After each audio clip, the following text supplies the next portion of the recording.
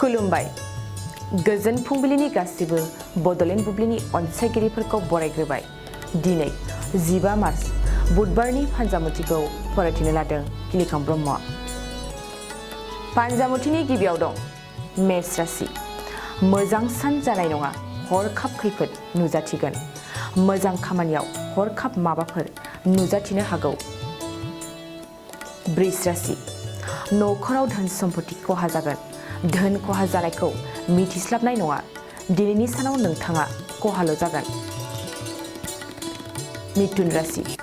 मोजां सान, जायखिजाया फालांगियावनो रां मुलाम्फा जानो हागोन।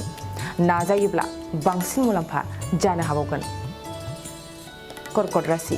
न'खराव गोथार खामानि जागोन। बिमा बिफाजों बांसिन अनजागोन। खौसेथि आरो अनलायनाया साबसिन जागोन। सिंह राशि। बबेबा जेंना जेंसिखौ लानानै न'खराव नांलायनाय जागोन। बिसि फिसायनि गेजेराव सोमोन्दो गावस्रानो हागौ। कन्या राशि। गोसोआव गुबुननि जौगानायखौ मेगन सागोन। मालायनि मुवा बेसादखौ मोननो हास्थायगोन। माब्लाबाबो जाफुंसारनाय नङा। तुला राशि। हरखाब मोजां खाबु मोननो हागौ। थांखिखौ जाफुंसारहोनो लोगोनि मदद लागोन। मोजां राहानि थाखाय नाजाथाबगोन। वृश्चिक राशि। न'खराव गिदिर खहा जागोन। खहा जानायखौ मिथिस्लाबनाय नङा। गोसोआव फेलेंथि मिजिंखौ लानानै दुखु जानांगोन। धनु राशि। देहाखौ जोथोनै लाखिगोन। खस्थ' खामानि मावनायनिफ्राय जानगाराव थागोन। देहानि बेमार आजारफ्रा जोबस्रांगोन।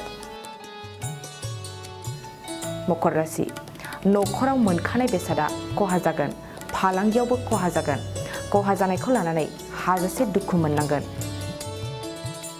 कुम्भ राशि। दिदोम गोसोजों मोजां थांखि लागोन। खामानिखौ सानै हयै मावगोन।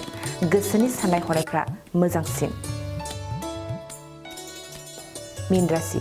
न'खरनि आंखाला सुफुंजागोन। जेराव मेरावनो धोन मोनगोन। लटारिफोर लायोब्ला खाफाल जुबिनायनि बांसिन मिजिं दं।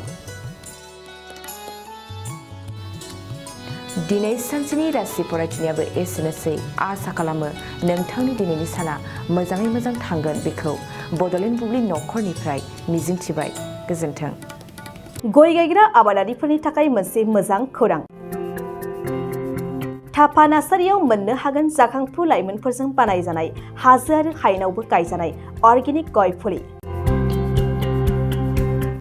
थाफा नार्सारियाव अर्गेनिक आदबजों बानायजानाय मोजाङैनो खिलिखांनाय गासै 20,000सो गेरेमसा गय फुलिफोर दं।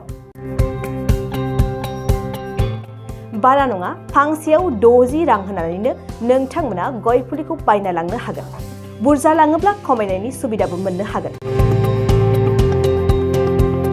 थाफा नार्सारिनि गुबै थङा क'क्राझार सहरनि सानजा फारसे थानाय बावखुंग्रि हाजोजों नांजाबनाय हरिनागुरि गामि हाथाइनि साखाथियाव।